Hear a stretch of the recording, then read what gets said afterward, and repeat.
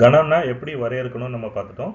இப்போ கணத்தை எப்படி குறியிடுவது அப்படிங்கிறத நம்ம பார்க்கலாம். கணம் எப்போதுமே ஆங்கில பெரிய எழுத்துக்களால் குறிப்பிடப்படுகிறது.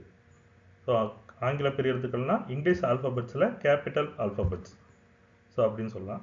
கேபிட்டல் ஆல்ஃபபெட்ஸால் நம்ம குறிக்கிறோம். Capital A, capital B, capital C, capital X எப்படி வேணாலும் குறிச்சிக்கலாம். ஆனால் கேபிட்டல் லெட்டராக நம்ம பெரிய எழுத்தால் குறிக்கணும். ஒரு கணத்தை எப்போவுமே ஆங்கில பெரிய எழுத்துக்களால் குறிக்கணும். கணத்தை குறிப்பிட்டாச்சு. இப்போ கணத்தில் உள்ள உறுப்புகளை எப்படி எழுதுறது அப்படின்னா இந்த அடைப்புக்குறிக்குள்ள தான் எழுதணும். வலப்பக்க அடைப்புக்குறி, இடப்பக்க அடைப்புக்குறி, அந்த ரெண்டுக்கும் உள்ளதான் ஒரு கணத்தினுடைய உறுப்புகள் அமையும். இப்போ ஒரு கணத்தில் உள்ள உறுப்பு அது அந்த கணத்தில் தான் இருக்குது அப்படிங்கிறத எப்படி குறிப்பிடுவோம் அப்படின்னா அது அந்த நம்ம குறிப்பிட்ட மாதிரி எக்ஸ் பிலாங்ஸ் டு, இங்கிலீஷில் பிலாங்ஸ் டுன்னு சொல்லுவாங்க. எக்ஸ் பிலாங்ஸ் டு ஏ, அதாவது எக்ஸுங்கிற உறுப்பு ஏங்கிற கணத்துக்குள்ளே இருக்குது அப்படின்னா எக்ஸ் பிலாங்ஸ் டு ஏ அப்படின்னு எழுதுவாங்க. எக்ஸ் வந்து ஏங்கிற கணத்திற்குள் இருக்கிறது அப்படிங்கிற பொருள்படுற மாதிரி அந்த எக்ஸ் பிலாங்ஸ் டு ஏ அப்படின்னு எழுதுவாங்க.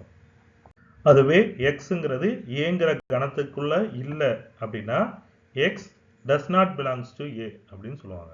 எக்ஸுங்கிறது ஏங்கிற கணத்துக்குள்ள இல்லை அப்படிங்கிற சிம்பிளை X does not belongs to A அப்படின்னு நம்ம திரையில் இருக்கிற மாதிரி எழுதணும். இப்போ உதாரணத்துக்கு ஏங்கிற ஒரு கணத்தை எடுத்துக்கிறோம்.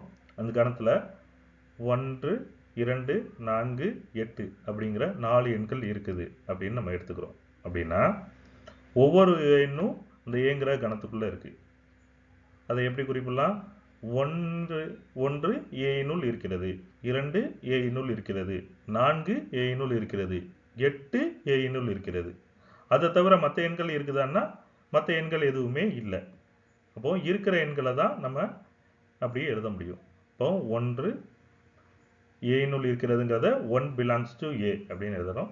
2 ஏயினுள் இருக்குது அப்படிங்கிறத 2 பிலாங்ஸ் டு ஏ அப்படின்னு எழுதணும். 4 ஏயினுள் இருக்கிறது அப்படிங்கிறத 4 பிலாங்ஸ் டு ஏ அப்படின்னு எழுதணும். 8 ஏயினுள் இருக்குது அப்படிங்கிறத 8 பிலாங்ஸ் டு ஏ அப்படின்னு நம்ம எழுதணும்.